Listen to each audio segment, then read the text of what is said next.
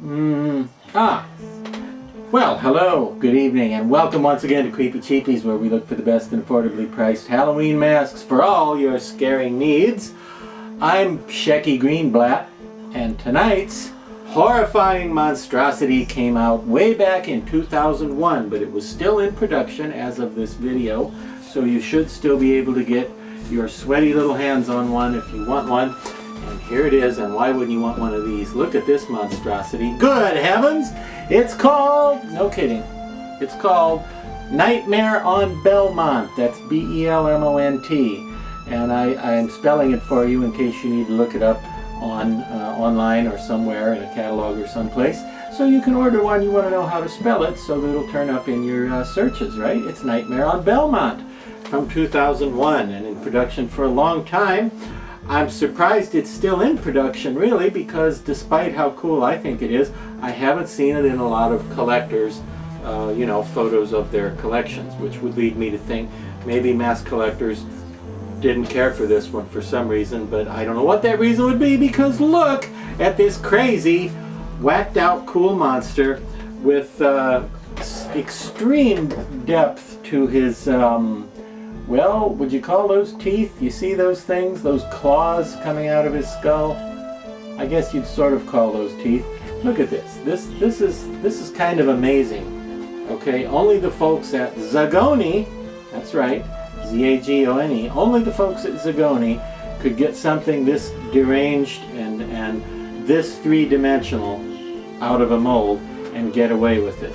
If I tried to pull this out of a mold, that would just never work. I'd be digging bits of facial claw out of there forever. But now this beast from Zagoni, and by the way, back when he first came out in 2001, they were called Be Something Studios. It's the same company.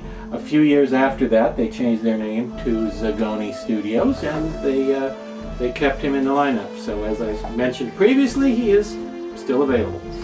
And he's got a tremendous level of detail. Let's pull the hood back so you can see all this coolness going on here. He's got these weird bony plates and ridges. What is he? Well, I don't know. He could be an alien. I think most people think of him as an alien, you know, by which I mean alien from another planet. Although I'm not sure there is a planet called Belmont. There might be, but I have my doubts about that.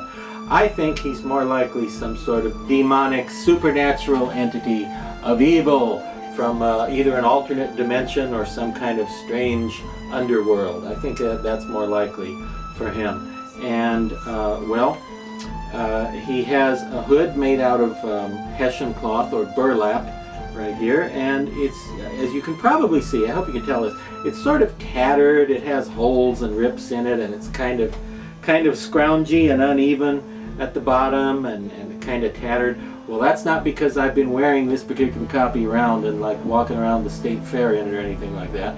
That's how it comes, because it's supposed to look like he's been wearing this hood for a long time. So it comes sort of weathered, you'd call that, I think. And because nobody likes to have burlap up against their bare skin. No, not bare skin. Their bare skin, their exposed skin. You get a liner made out of black taffeta here. So when you're wearing it, the black taffeta fabric is what's touching the back of your head and neck, rather than this potentially itchy and potentially allergy-causing burlap, aka Hessian cloth. Now this is another fine sculpture from the amazingly talented Bill Eastrom, and you can tell that because on the inside, if you turn the mask kind of inside out and look inside the head, you'll see Bye-Bye. That's by B-Y, meaning sculpted by Bill Eastrom, B-Y being his initials. You follow me? Sure you do. And this thing sells for around 55 bucks.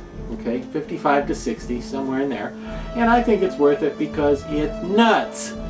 It's very dramatic and very strange and inhuman and very imaginative, and apart from being an interesting monster, it almost works as sort of an art piece. It's just such an odd thing. It almost transcends monster design and goes into some other sort of well, some sort of high art type thing. High art? No, that's not his name. His name's Nightmare on Belmont, because Belmont Avenue used to be the location of a Be Something Studios production facility, you see, or office, I guess you could say, or both. But yeah, Nightmare on Belmont, still available from Zagoni.